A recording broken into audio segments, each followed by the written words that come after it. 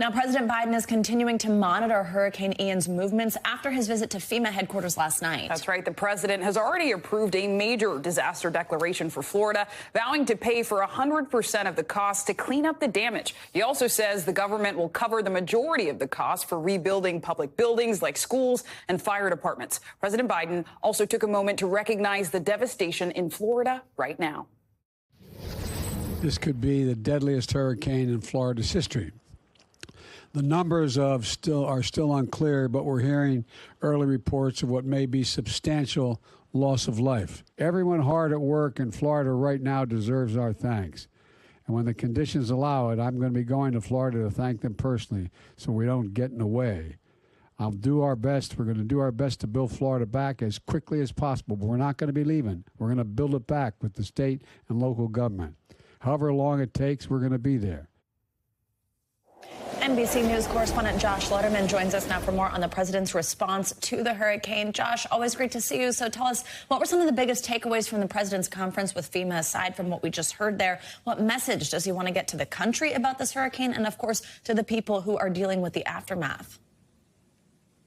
Well, the big headline from the president was what you just heard from him there, announcing he does plan to visit the state of Florida once he can do so in a way that he won't be getting in the way with all of the resources that come alongside a presidential visit. By the way, the president also says he intends to visit Puerto Rico. But the big message to the public from the president was really one of caution, that they need to continue to heed the warnings and directions of their local officials who are trying to get as much help to people as possible in the early days of the recovery from the damage we've seen so far. Overnight, the president also signed an emergency disaster declaration for the state of South Carolina in anticipation of the hurricane hitting there. And we also expect that we'll hear from the president later this morning for an update from Washington on the latest on the federal response to the hurricane down south. Savannah. And Josh, I know the president also took time to call out big oil companies during his press conference with FEMA. Yeah. So let's take a listen to what he had to say, and then we'll talk on the other side. I also want to say again to the oil and gas executives, do not use this storm as an excuse to raise gasoline prices or gouge the American public. The price of oil has dropped in recent weeks. The price of gas should be going down as rapidly. It's not.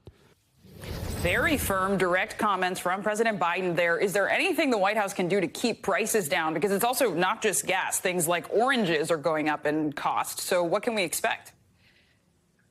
Well, the biggest thing that the White House can do is really put the fear of prosecution into people as they're making decisions about whether to perhaps sell things at a higher price than they would in other times. He can essentially leverage the ability of the Justice Department to go after people if they are engaged in price gouging. We saw previous threats from the Justice Department during the COVID-19 pandemic to prosecute people if they were engaged in price gouging. And so the Biden administration trying to make very clear that it is watching for that conduct, not only on the oil and gas prices, but as you mentioned, all those other important commodities, and will be doing everything that they can to make sure that that is not happening.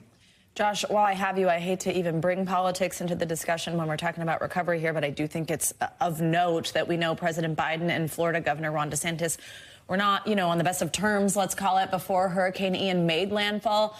What's that been like? Now, obviously, that there's human life at risk. There's people who need help. I mean, have differences been put aside to get aid for the state of Florida and to move forward in the best possible way? Well, clearly, Savannah, these are two men who don't see eye to eye on very much these days. But so far, it does seem like they've been able to put that aside. We know that they've spoken about 4 or 5 times since Biden became president, but twice in this past week about the hurricane preparations and response. And President Biden, when he was at FEMA yesterday, said they've been able to work just fine together, that when he spoke to Governor DeSantis, the Florida governor praised the work the federal government has done so far. President Biden saying at this point, it's not about politics, it's about saving lives.